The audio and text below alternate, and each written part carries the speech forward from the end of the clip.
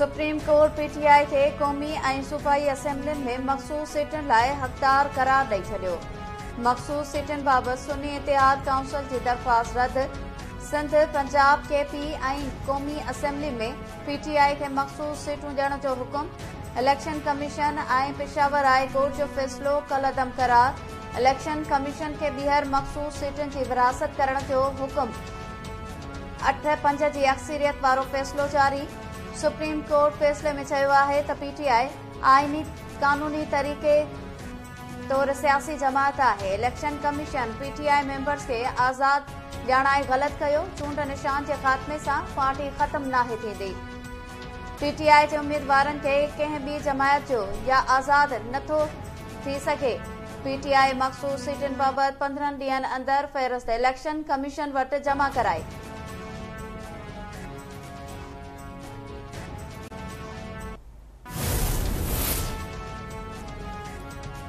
Justice Mansoor Ali Shah, justice Munib Akhtar, justice Athar Minallah, justice Muhammad Ali Mazhar, justice Shahid Waheed, justice Ayesha Malik, justice Irfan Saadat, justice Hasan Azhar Rizvi PTI जे हक़ में फ़ैसिलो ॿुधायो।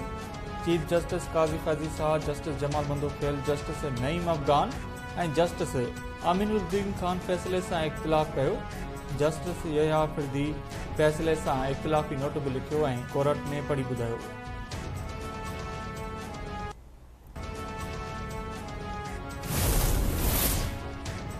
अदालती फ़ैसिले सां हुकूमत खे को बि ख़तरो नाहे।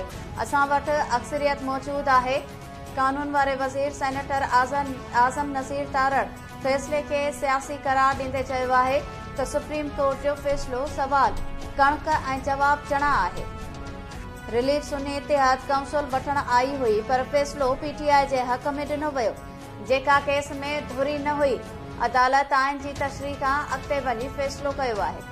फ़ैसिले ते इतिहादनि सां मुशावरत बाद हिकमत अमली जो ऐलान कयो वेंदो।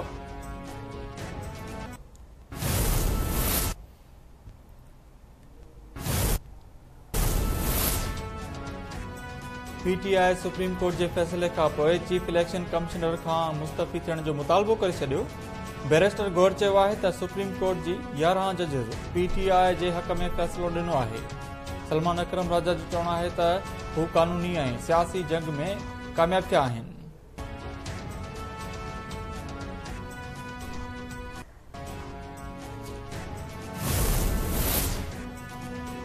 सुप्रीम कोर्ट जे फ़ैसिले ते नज़रसानी अपील करे सघिजे थी।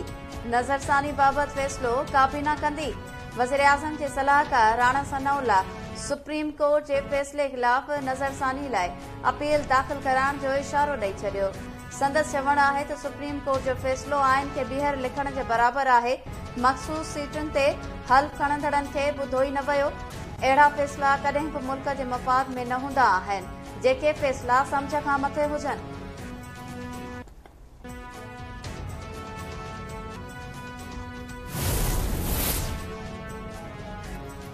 जेयूआई सरबराह मौलाना फज़ल रहमान चयो आहे त जेयूआई सुप्रीम कोर्ट जे फ़ैसिले खे जज़बी तौर क़बूल करे थी। सुप्रीम कोर्ट जे फ़ैसिले ते हतमी राय कानूनी माहिर ई ॾेई सघनि था। पीटीआई लाइ नेक ख़्वाहिशुनि जो इज़हार कनि था। उमीद त उहो फ़ैसिलो ॿिन्ही पार्टियुनि जे लाॻापनि में बहितरी लाइ फ़ाइदेमंद साबित थींदो। उहो फ़ैसिलो कचा ख़त्म करण लाइ ॻाल्हियुनि जो माहौल जोड़ण में मददगार साबित थींदो। जेयूआई पार्टी तौर अपील दाख़िल न कंदी। फ़ैसिले सां मुतासिर थींदड़नि खे अपील करण खां नथो रोके सघिजे।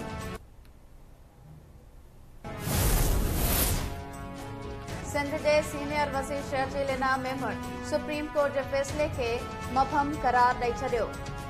शर्जील इनाम मेमण चयो आहे त लाडलनि जी न पर कानून जी पासदारी थियणु घुर्जे। फ़ैसिले सां वधीक मुंझारा वधिया आहिनि। फ़ैसिले में गुड टू सी यू जो अस्क नज़र आयो आहे। पीटीआई बानी जी साकिब निसार जे दौर में शुरू थियल सहूलतकारी जारी आहे।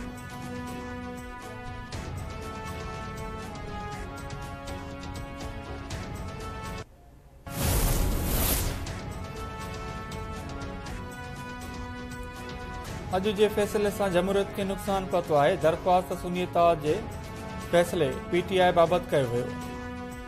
एमक्यू मगवान मुस्तफ़ा कमाल चयो आहे त हिन केस में पीटीआई धुरी न हुई, न ई उन्हनि जी का दरख़्वास्त हुई, पोइ बि फ़ैसिलो पीटीआई जे हक़ में ॾिनो वियो।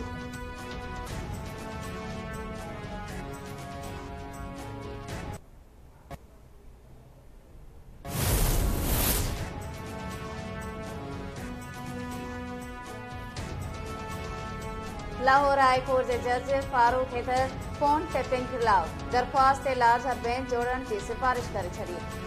दरख्वास्त चीफ जस्टिस के मोकली वई। दरख्वास्त में वज़ीर आज़म, वफ़ाक़ी हुकूमत ऐं PTA समेत ॿियनि खे धुर बणायो वियो। जस्टिस फारूक हैदर रिमांड ॿुधणी लाइ लार्जर बेंच जोड़ी वञे।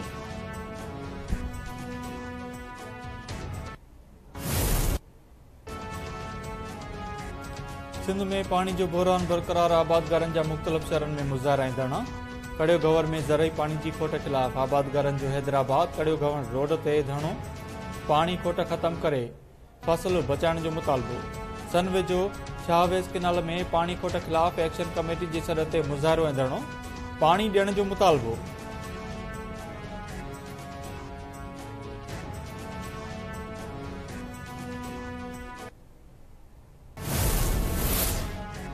सखत की दहशतगर्दी तोड़ अदालत में KTN न्यूज़ के शहीद रिपोर्टर जान मोहम्मद महर कत्ल केस की ॿुधणी।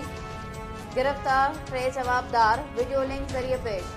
पुलिस केस में रूपोश जवाबदारन शेरू महर, गुलजार, रोशन महर, जुमन महर।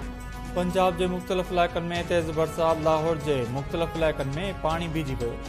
हेठे इलाक़नि में पानी बीजी वियो। सिंध के मुख़्तलिफ़ इलाक़नि में गर्मी जो ज़ोर बरक़रार। कराची में सामूंडी हवाऊं बहाल थियण बाद गर्मी जो ज़ोर टुटी वियो।